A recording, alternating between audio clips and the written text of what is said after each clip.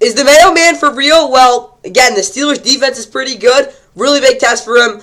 Maybe he'll ball out again. Who knows? Either way, guys, here we go. Cue that music. Let's go. It's Thursday Night Football.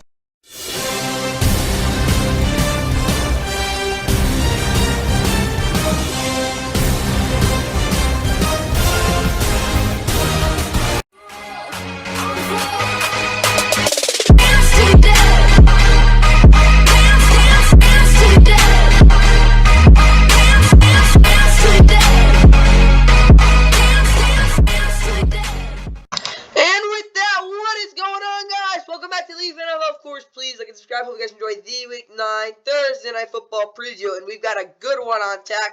I'm not going to say it's going to be, like, absolutely the most exciting, but it should be close. We've got the 3 and 4 Tennessee Titans coming off their most impressive and bizarre win of the season, of course, knocking out the Falcons 20-23, and, of course, the Steelers on the other side, of course, 4 and 3. They lost last week, of course. Kenny Pickett is ready to go for this game, but, of course, got hurt last week, and, yeah, the Steelers... 2-game win streak was snapped as well, but at home they've had a lot of weird stuff happen. Of course, they've only won 1 game there, but then again, it was against the Ravens team that was also really hot. So, I mean, not really hot, but they could come out of a big win. So, maybe something similar, of course, to the Titans. But obviously, Titans obviously with Will Levis throwing 4 touchdowns last week. We'll see if he's legit. Again, back-to-back really good games could put that on up in the air. Obviously, again, it was only 1 game fluke though so far. And obviously, Steelers on the other hand, yeah, their offense has been brutal this year as it has been because Matt Canada is the worst offense coordinator in the NFL. I don't care what other people say, because it's simple, bro. Like, their offense is just stuck in the mud, and they don't create any space for anyone to do anything. And obviously, though, I'll get into the history in a second, but yeah, this game's at 8:15 on Amazon Prime Video, NFL Plus as well. You got the TNF Nightcap after the game as well. Again, looking at it, though, of course, the history of these two teams, of course, they played in Pittsburgh back in 2021. Of course, Nick Westbrook was stopped at the, like 1 yard short. Of course, Joe Hayden made that tackle. Steelers obviously ended up getting out of the playoffs, partly because of that. Titans still got the #1 seed, and of course, Ryan Tannehill is not going to start this game, I would say, like that, and obviously that's kind of like one of the reasons they lost that game. And then obviously they played back in 2020. The Titans missed the game-winning field goal. Again, these two teams game-tying field goal. These teams played a lot of thrilling games the past 2 matchups they played.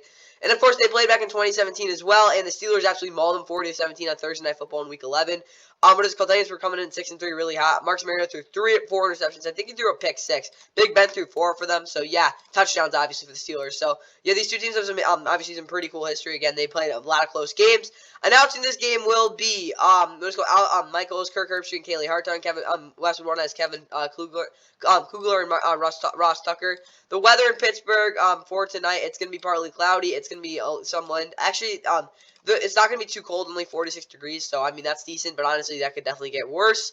And, yeah, that's kind of what I got for you guys for the game, of course.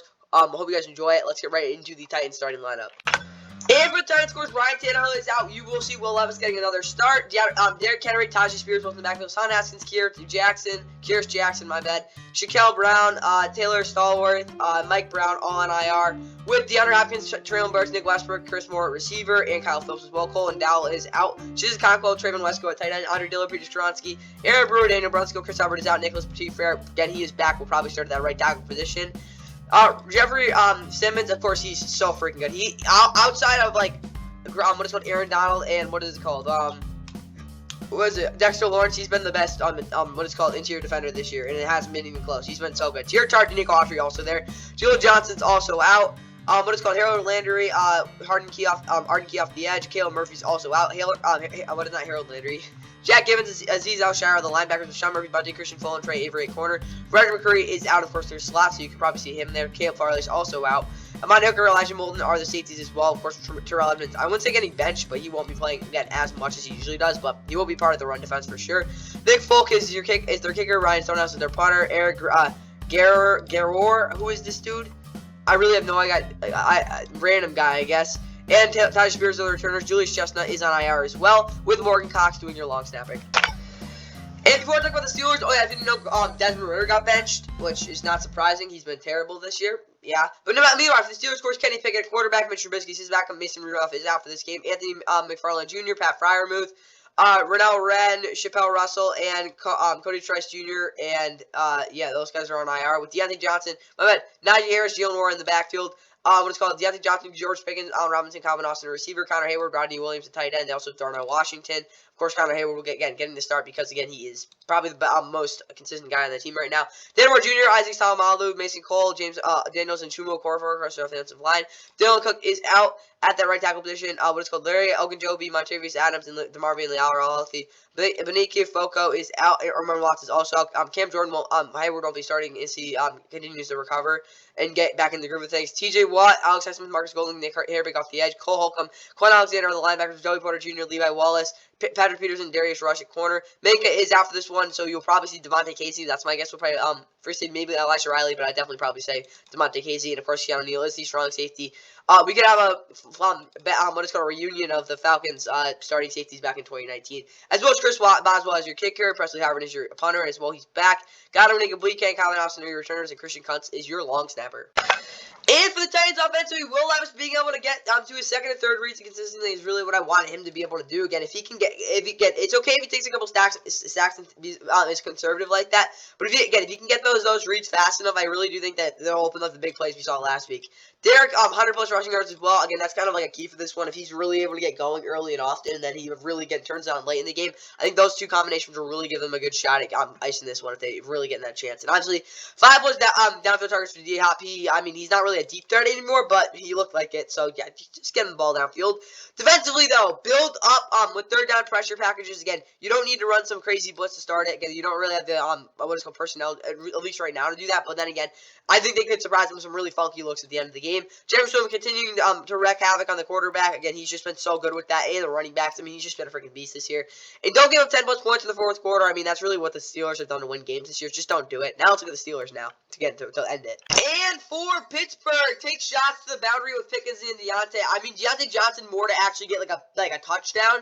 George Pickens obviously to just get some plays, but yeah, they got to get the ball out there as well. I really do think that they can stop the contention with Najee Harris and actually get him in some space. He'll have over 100 total yards. Dan Moore Jr. 70% run block winner. He has to bounce there because Najee Harris again. I'm sorry, but the interior of the offensive line is just not penetrating enough. So Najee's gonna have to move outside a lot, and Dan Moore Jr. is gonna have to move some guys out there for him. And double Jeffrey Simmons as well. He's gonna blow up every run if you don't. So figure it out. And it's not like he's actually using any moves or anything crazy like that. He's just absolutely bullying guys. It's crazy. Defensively, balance on Montravius Adams to 2 high on third down. You really need a guy who has like a good interior threat there. Of course, he can play straight up as well. But I really do want him to have a little bit of angle to his route in engagement with the what is called guard. But having a threat like that will legitimately actually give them some better shots. Of course, with TJ Watt not actually having to be double teamed, so Montravius Adams is actually kind of dangerous there.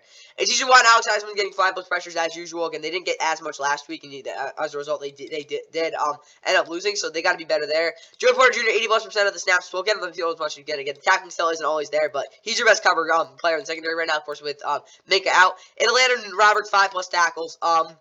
Yeah, that's probably the biggest thing. Again, when he's fully involved, this defense is a lot more aggressive and has a lot more juice, and that's really when they get playing really well. And especially against a guy like Will Levis, if he blitzes a couple times, that can be big for them as well.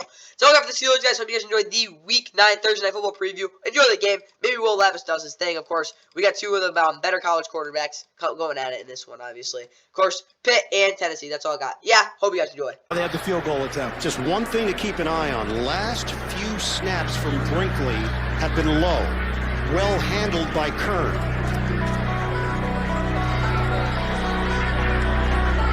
It's a 45-yard attempt officially. For the tie, Gostkowski! No good! The Steelers